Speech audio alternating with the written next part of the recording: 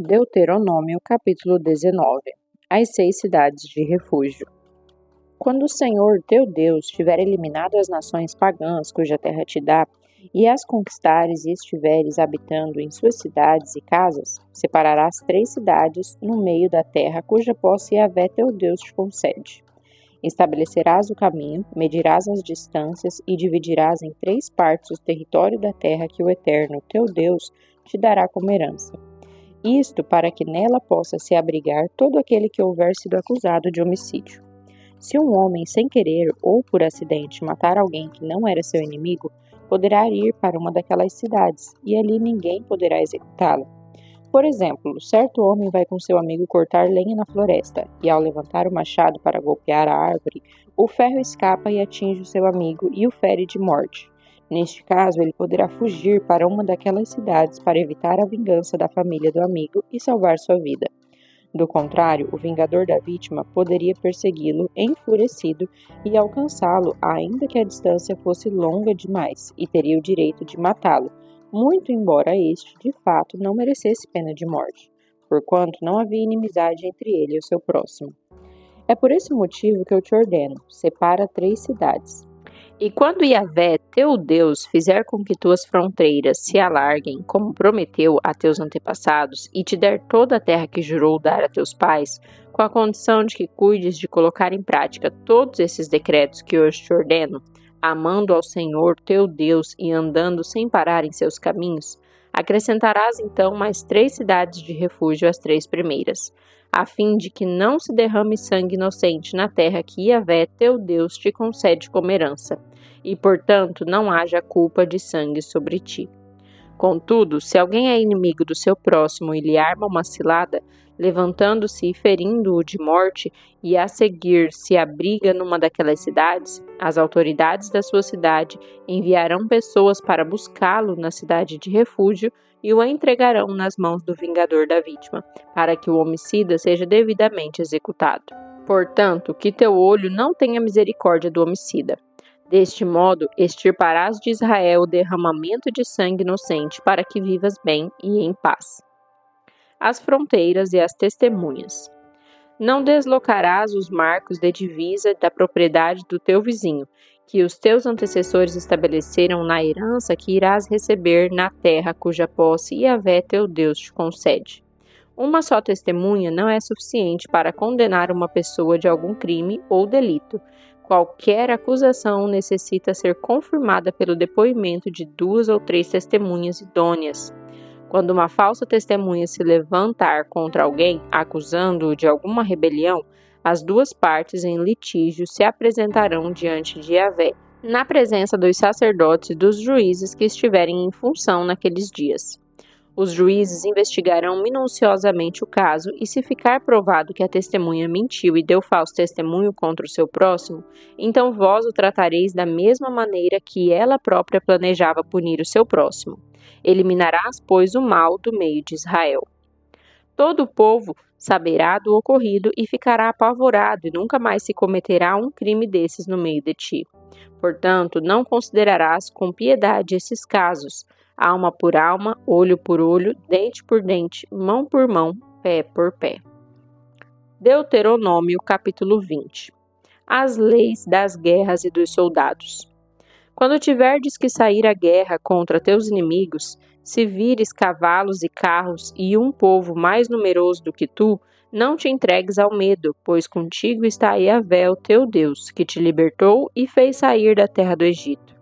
Quando estiverdes para iniciar a batalha, o sacerdote aproximará para falar ao povo e proclamará: Ouve, ó Israel, estais hoje prestes a guerrear contra os vossos inimigos. Não vos acovardeis, nem vos deixe intimidar, não vos aterrorizeis, tampouco tenhais medo por causa deles. Pois o Senhor, o teu Deus, vos acompanhará e lutará por vós contra todos os vossos inimigos, a fim de vos dar a vitória.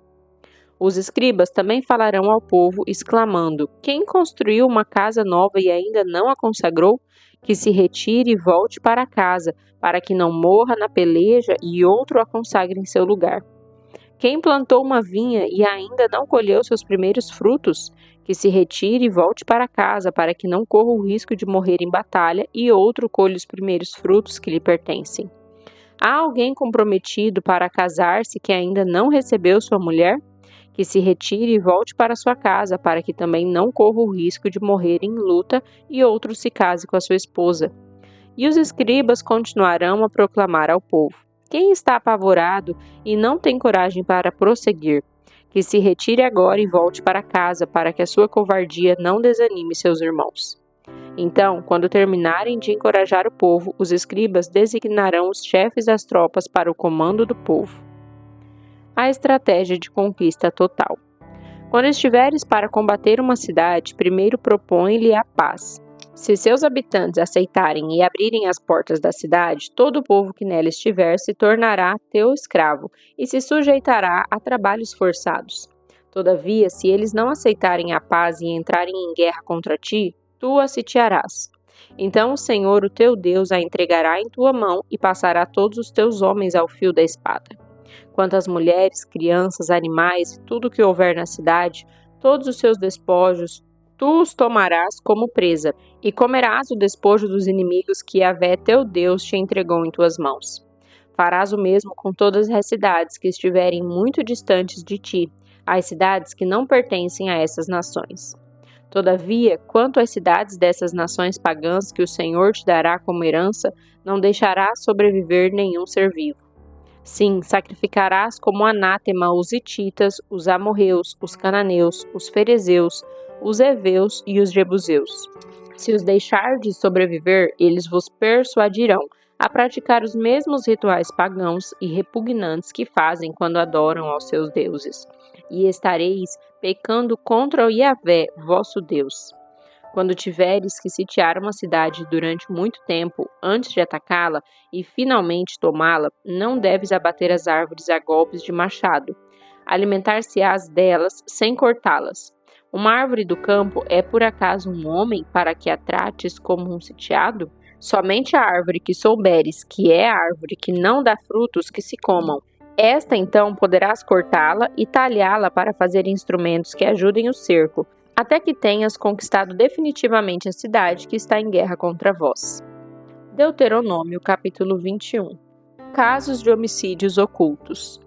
Se alguma pessoa for encontrada morta no campo, na terra que Yahvé, o teu Deus, te concede para que dela tome posse, sem que saiba quem o matou, os anciãos, as autoridades e os juízes sairão e medirão a distância do corpo até as cidades que se localizarem ao redor da vítima. A seguir, as autoridades da cidade mais próxima ao cadáver apanharão uma novilha que nunca foi usada no trabalho e sobre a qual nunca foi colocado jugo, e a conduzirão a um vale de terras nunca aradas, tampouco semeadas, e onde exista um ribeiro de águas que correm permanentemente. Então, neste local, sobre a torrente, quebrarão o pescoço da novilha. Depois se aproximarão os sacerdotes levitas, pois foram eles que o Senhor teu Deus escolheu para o seu serviço e para que abençoem em nome de Yahvé, cabendo-lhes também resolver qualquer litígio ou crime. E todas as autoridades da cidade mais próxima ao morto lavarão as mãos sobre a novilha desnucada sobre a corrente das águas, fazendo a seguinte declaração: nossas mãos não derramaram este sangue inocente, e nossos olhos nada testemunharam. Aceite, ó Senhor, essa propiciação em benefício de Israel, o teu povo, a quem resgataste, ó Yahvé. Não julgue o teu povo culpado do sangue de um inocente, e assim a condenação pelo derramamento de sangue será propiciada. Tu, porém, farás com que desapareça do teu meio o derramamento de sangue inocente, porque farás o que é justo e digno aos olhos do Senhor. A esposa prisioneira de guerra.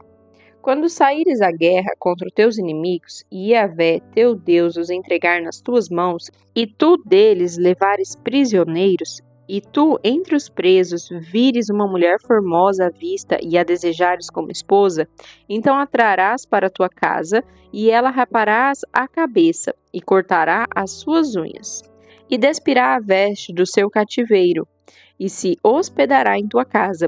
Durante um mês completo, ela poderá prantear e lamentar seu pai e sua mãe.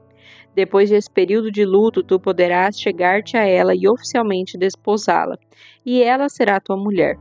Contudo, com o passar do tempo, se não sentires feliz com ela, tu a deixarás partir em liberdade, mas de modo algum a venderás por dinheiro, tampouco a tratarás como escrava, pois a tens humilhado, forçando-a a viver matrimonialmente contigo. O direito do filho primogênito. Se um homem tiver 2 mulheres e preferir uma delas, e ambas lhe derem filhos, e o filho mais velho for filho da mulher que ele não prefere, este homem, quando for repartir a herança entre os seus filhos, não poderá tratar o filho da mulher que ama como se fosse o mais velho, em detrimento do filho da mulher a qual não prefere, mas que é o verdadeiro primogênito. Reconhecerás como primogênito o filho da mulher da qual ele não prefere, concedendo-lhe porção dupla de tudo quanto possuir, porquanto ele é a primícia da sua virilidade, e todos os direitos do filho mais velho, o primogênito lhe pertence. Como agir com o filho pervertido? Se alguém tiver um filho rebelde, costumaz e indócil que não aprende a obedecer ao pai e à mãe e não dá ouvidos aos bons conselhos, mesmo quando corrigem e disciplinam, o pai e a mãe conduzirão até aos anciãos e líderes da sua comunidade à porta da cidade e denunciarão as autoridades da cidade. Este nosso filho é por demais teimoso e rebelde, não nos obedece, é devasso e vive embriagado. Então, diante deste depoimento, todos os homens da cidade o apedrejarão até a morte. Assim, portanto, eliminarás o mal do meio do teu povo.